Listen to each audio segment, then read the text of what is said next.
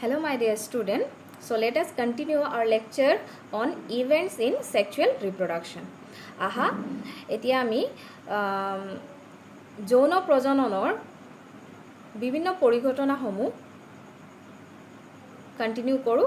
প্ৰথমটো আমি পঢ়ি আহিছোঁ লেকচাৰ 4 পাৰ্ট 2 যে যৌন প্ৰজননৰ পৰিঘটনাসমূহ তিনিটা ভাগত ভাগ কৰা হৈছে। প্ৰথমটো হৈছে পাক নিষেচন পৰিঘটনা, আৰু পাক নিষেচন পৰিঘটনাৰ বিষয়ে বা প্ৰি ফাৰ্টিলাইজেশ্যন ইভেণ্টৰ বিষয়ে আমি অলৰেডি আলোচনা কৰিলোঁ এটা ভিডিঅ'।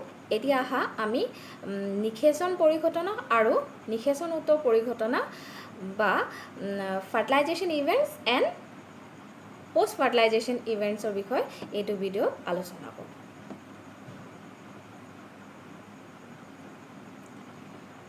So, fertilization events, নিষেচন পৰিঘটনা. So, what is fertilization? Fertilization, it is a complete and permanent fusion of gametes from different or same parent to form a diploid zygote. Okay, so fertilization, it is a complete and permanent fusion of gametes. It may be from different parent or from same parent to form a diploid zygote.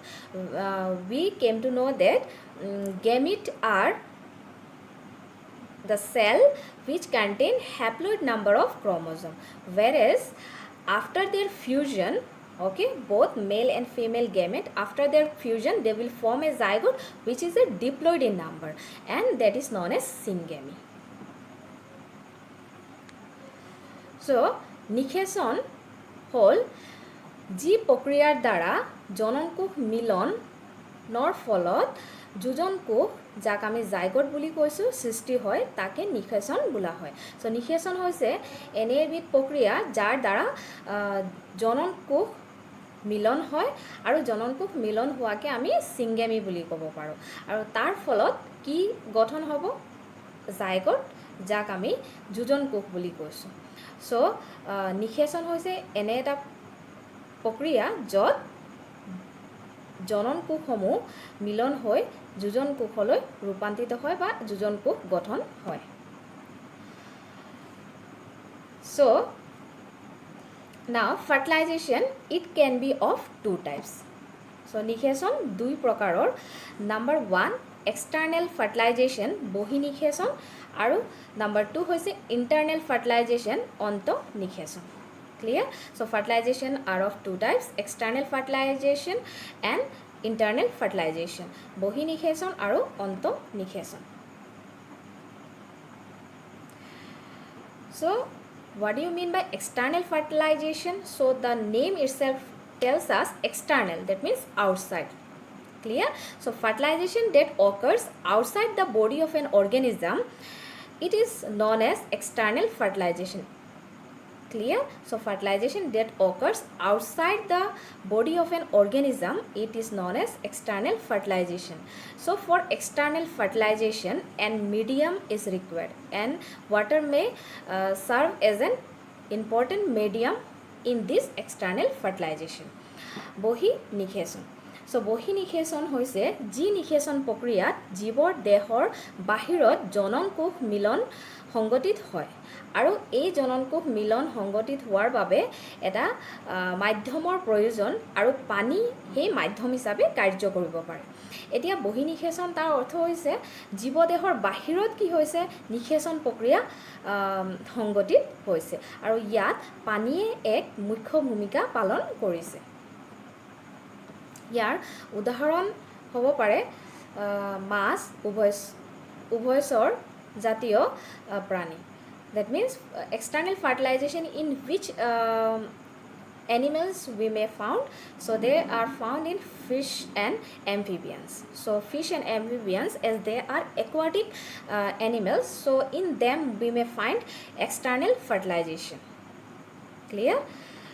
So fish, we may consider that male and female, once the gamete is produced, that means a gamete will be produced, but their fertilization will occur outside their body. Clear? Now Number 2 is internal fertilization, ontonication.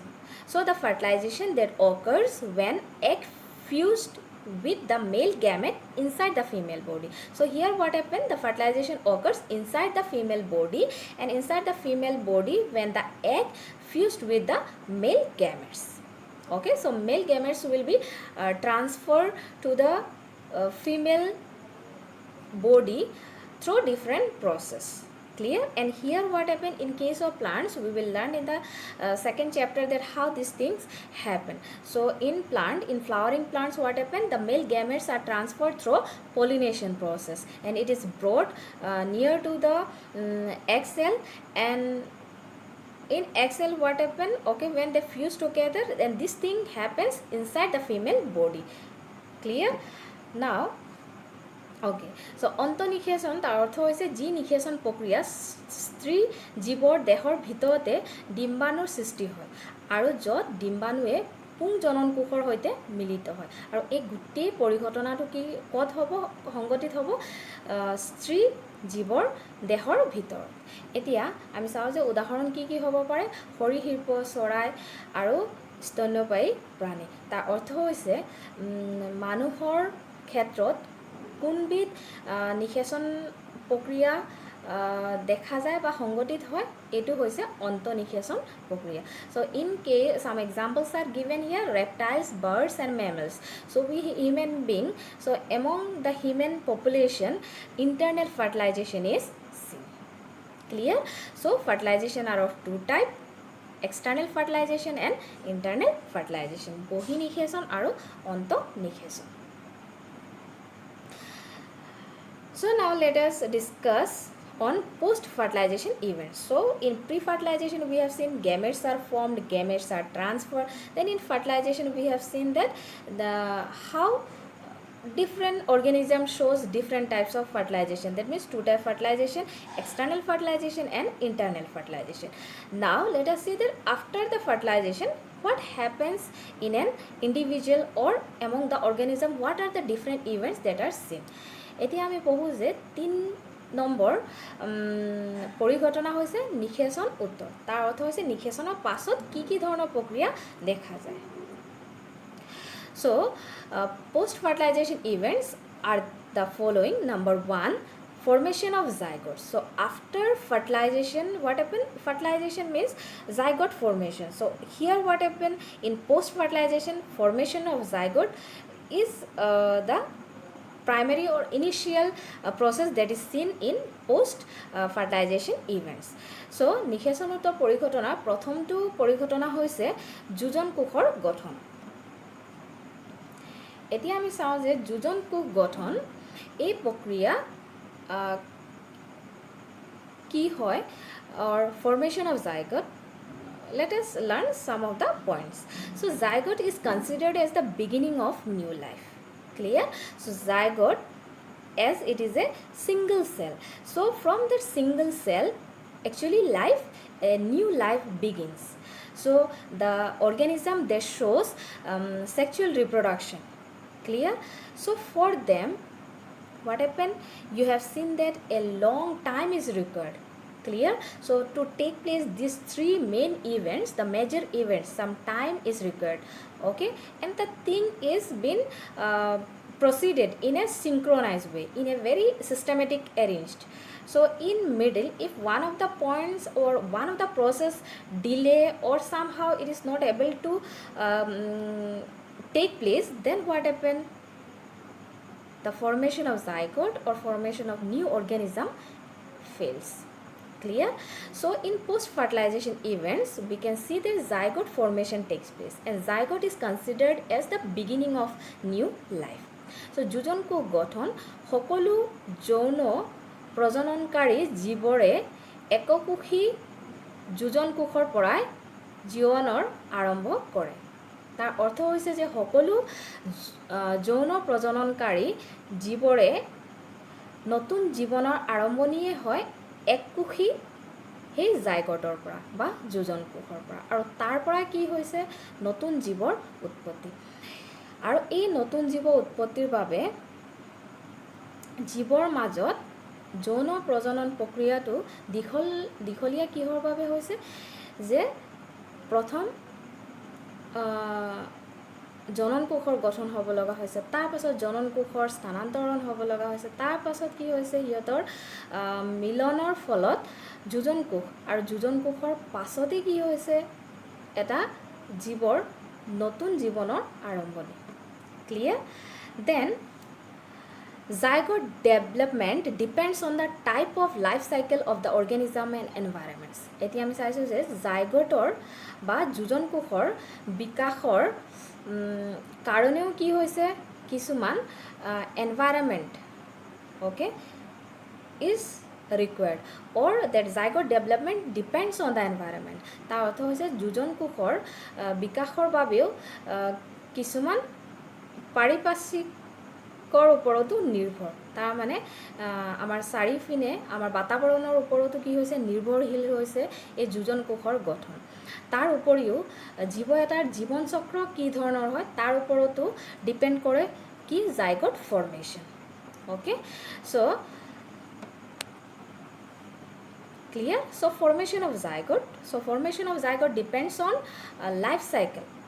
Clear? So যোজন কোষৰ গঠনৰ কিহৰ ওপৰত নিৰ্ভৰ কৰিব? জীৱৰ জীৱন চক্ৰৰ ওপৰত আৰু পৰিৱেশৰ ওপৰত। Clear? Then next number 2 is embryogenesis, that is seen in after fertilization. So embryogenesis হৈছে ভ্ৰূণ গঠন প্ৰক্ৰিয়া। So embryogenesis, it is the formation and development of a multicellular embryo from zygote through mitotic cell division and cell differentiation. Clear? So embryogenesis, so here actually the formation of embryo. So from where the embryo will develop? From zygote. So zygote was a single cell. So from the single cell through the process of cell division. So here which type of cell division will take place? Mitotic body cell division will take place. So now zygote will divide, and after some period of time we will find a group of cell, okay, multicellular, and that is known as embryo. Clear? And this embryo will lead to organogenesis. Clear? So after that embryo we will find that different processes are going on that embryo, and that multicellular will be giving rise to different organs, then after organs to organ system, and ultimately a whole organism. So this is the way how sexual reproduction takes place in an individual. Clear? So ভ্রূণ গঠন প্ৰক্ৰিয়া, যোজন কোষৰ পৰা ভ্ৰূণৰ বিকাশ হোৱা প্ৰক্ৰিয়াকে আমি ভ্ৰূণ গঠন প্ৰক্ৰিয়া বুলি কৈছোঁ, আৰু যোজন কোষৰ দৈহিক বিভাজনৰ দ্বাৰা আপত্য কোষৰ সৃষ্টি হয়। চ' যোজন কোষ আছিলে এককোষী, আৰু এই এককোষী দৈহিক বিভাজন তাৰমানে হৈছে মাইটটিক সেল ডিভিজনৰ দ্বাৰা সিহঁতৰ আকৌ বিভাজন হৈছে, আৰু বিভাজনৰ ফলত আপত্য কোষ সৃষ্টি হৈছে, আৰু এই আপত্য কোষবোৰ চৰিত্ৰ অনুসৰি পৃথকীকৰণ হয়, আৰু সেইবোৰ কি হৈছে নিজৰ নিজৰ চৰিত্ৰৰ বৈশিষ্ট্য অনুসৰি পৃথকীকৰণ হয়, আৰু পৃথকীকৰণ হোৱাৰ ফলত এই কোষৰ সমষ্টিবোৰ ৰূপান্তৰিত হৈ জীৱৰ কিছুমান বিশেষ কলা আৰু অংগ গঠন কৰে, আৰু এই ৰূপে যৌন প্ৰজননকাৰী জীৱ এটাৰ নতুন উৎপত্তি ঘটে।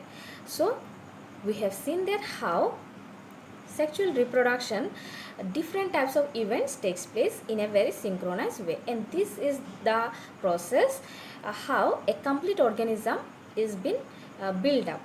So because of all this we can say that sexual reproduction is a complex process. Clear? So I hope that all of you have understood, and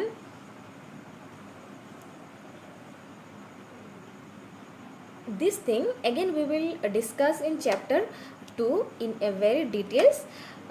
So don't worry, we will study about this all sexual reproduction in flowering plant in a very detail in chapter 2. So with this let us stop here today. Thank you and have a good day.